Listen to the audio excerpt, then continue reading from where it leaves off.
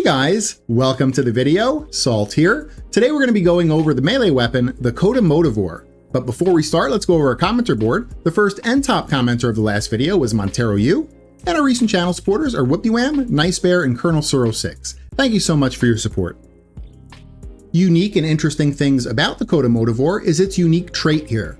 So it receives 6 times the physical damage from mods. So if we look here, a mod like Auger Strike that usually, gives only 100 and so % puncture is going to give us 720% puncture. And that's true for any of the physical damage mods. So that's impact, puncture, slash. So let me just type in slash and we'll take a look at a slash mod just so you can see that it works this way on all of them. Well, Buzzkill is now 720 slash. Maybe something like Harness Mandible is now 540 slash. Rending Strike that gives slash and puncture is 6 times the amount it normally gives. So you get 6 times the amount of physical element on mods on this weapon. The other part of the unique trait is that based on the prevalent physical damage type, so whatever is the higher amount, impact, puncture, or slash, you're going to get a bonus thing that happens. If you have more impact, you get plus 40% attack speed. If you have more puncture, you get plus 1.5 meters range. And if you have more slash, you're going to have a plus 100% status chance. And that status chance acts as modded status chance. So it's not like final status chance or absolute status chance, just a regular modded status chance.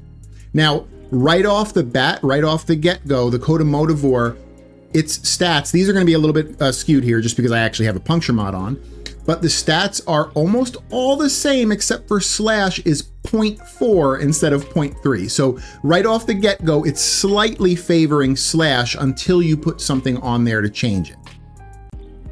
One other thing I forgot to mention with the unique and interesting things about the Coda Motovore is that even though the trait here gives you 6 times physical damage from mods, it's specifically from mods. So if you have a impact progenitor, you're only going to get whatever the normal value you would get from the progenitor is. It's not going to times 6 it. So just keep that in mind. Before we go over the build today, I want to go over some other considerations and setups I tested up against the build we're showcasing. And the build we're showcasing is a Dowdy build. And Dowdy is based on this arcane here, Melee Dowdy, where you gain 1 times crit damage for every 10% puncture status chance on your melee weapon. And this weapon, the Coda Motovore, is like the premier weapon to showcase a Melee Dowdy setup. And it's because of that trait where it gives you 6 times physical element. Because if you look at Auger Strike, that usually gives us 120% puncture, well, it's giving us 720 puncture, which is beautiful with Dowdy. But I still wanted to test this setup versus some others. So this setup is obviously going to use puncture as its primary physical element for the Coda Motovore's unique trait. We have an influence build that I tested up against it. Influence is going to use impact as its primary physical trait. That way it gets 40% attack speed. And to get the impact on the influence build, you would, instead of a magnetic progenitor, you'd be using an impact progenitor. So the influence build actually doesn't even make any kind of a use out of the Coda Motovore's 6 times physical element. If you notice, there's no physical element here, and you don't get that 6 times on the progenitor. But still, the influence build will beat out Dowdy in kill per minute. It's a little bit sad. That's how powerful and overpowered influence is that even a weapon where, another setup is really like the premier showcase of an arcane, this arcane still is going to beat it in kill per minute.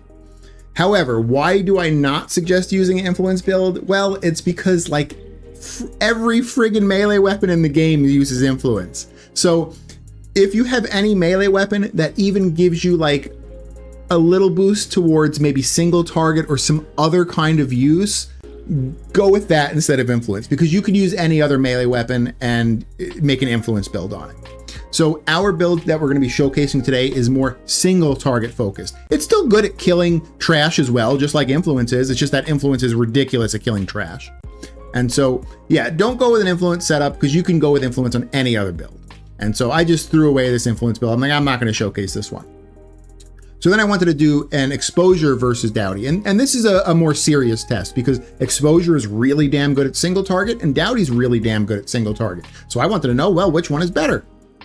And with the exposure setup, you actually go with a slash heavy build. That way you're getting the 100% status chance, which equates into 30% status chance on the weapon itself. And so you get these big slash procs out of this. And then you also have the corrosive because of melee exposure. And so, you know, this is a really powerful single target setup.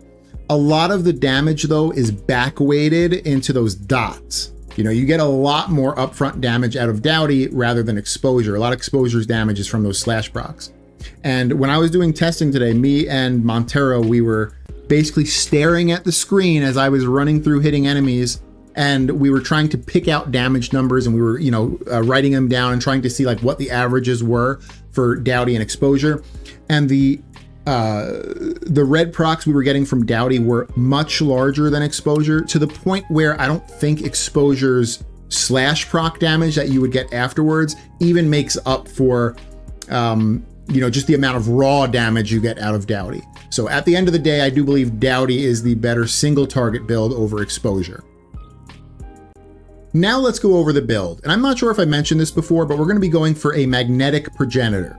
Magnetic's going to be the best progenitor, especially if you do mid to late game steel path. And that's just because you get to a point where there's just a ridiculous amount of overguarded enemies, and magnetic lets you do a lot more damage to those overguarded enemies.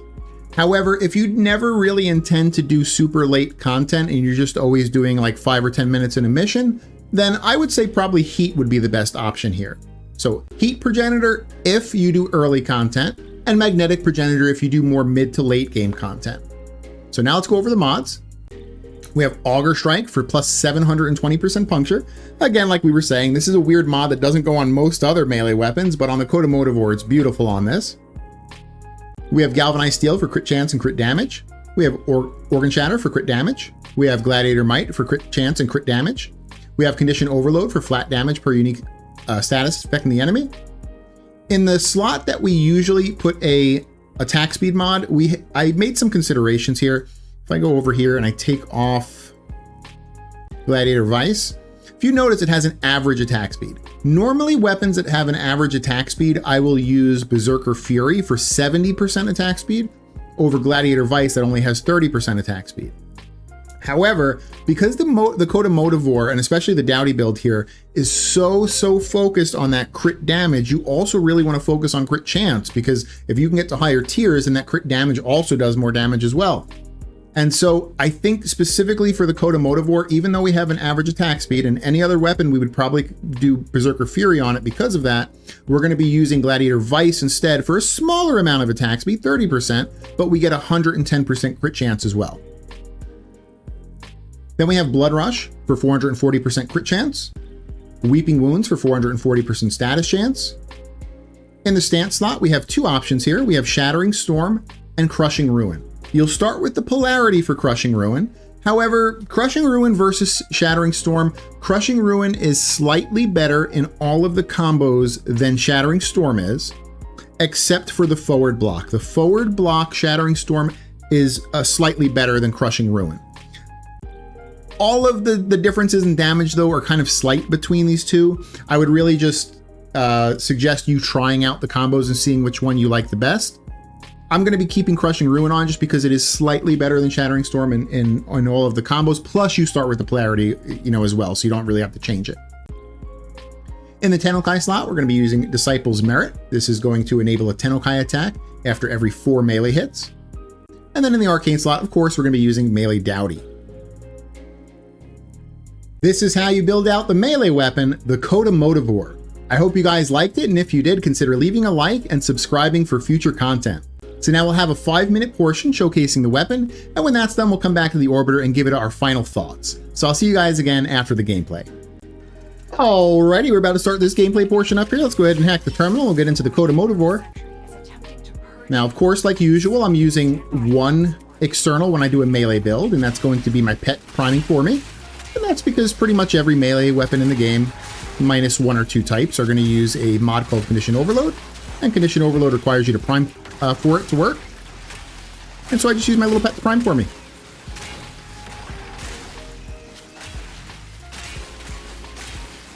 Also, when we do the final rating on melee weapons, we normally don't give them like an actual tier, and that's because melee weapons, especially with influence, we probably won't see it with Dowdy, but with influence, pretty much every influence build will kind of hit a cap where you're actually fighting against the enemies just spawning and coming to you quick enough, rather than like the power of the weapon killing itself. So we probably won't see that with Dowdy. We'll probably get more of a reasonable number, like maybe, well, we're only doing 5 minutes, but if we were to do 10 minutes, we'll probably get more of like a, I don't know, 800 or 900 kills in 10 minutes, where like other influence builds will get like 1,200, 1,300. And at that point, you have just issues with spawns, really.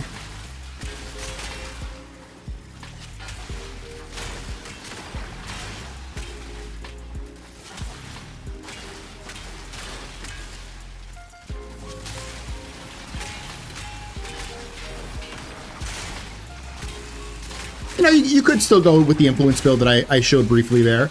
It's just that I think that, like, you can go with any other weapon, honestly, for an influence build.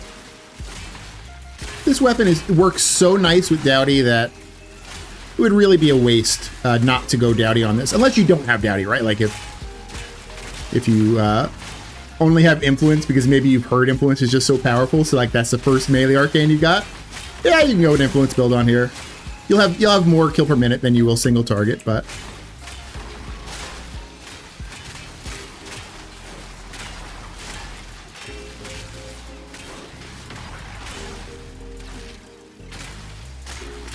something to consider too is, even though like the puncture gives you 1.5 range, it's not that great. You're mostly using the puncture because of melee Dowdy. And that's because this weapon, if you look at the follow through stat, it's 40%, which means that it actually doesn't get great value out of hitting multiple targets, unfortunately. So it's just kind of like a little added extra that we get that 1.5 range from the unique trait. We're really using puncture for the Dowdy power.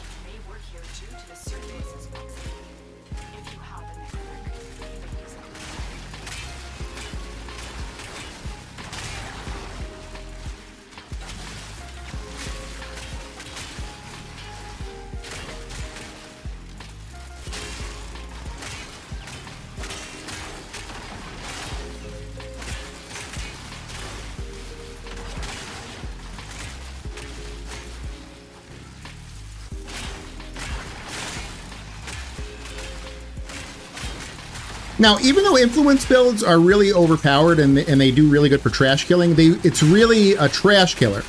And it becomes a bit more obvious when you do like level cap content, or even content closer to level cap, maybe like, I don't know, like 4,000 and above or 3,000 and above. You start noticing that influence really is a trash killer. Like, it's not actually killing the big, huge enemies anymore. Before that, though, like before level cap, or like, I shouldn't say level cap, but like before like level 3,000-ish, influence does seem really overpowered, though, because it is just killing everything. Even thicker enemies like Eximuses and Thraxes, but the single target melee builds, they become a lot more valid at level cap or like halfway to level cap.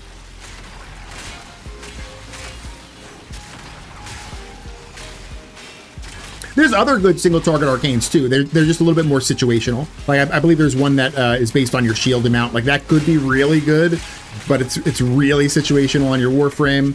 Afflictions is really good, but it's a little bit situational on your playstyle.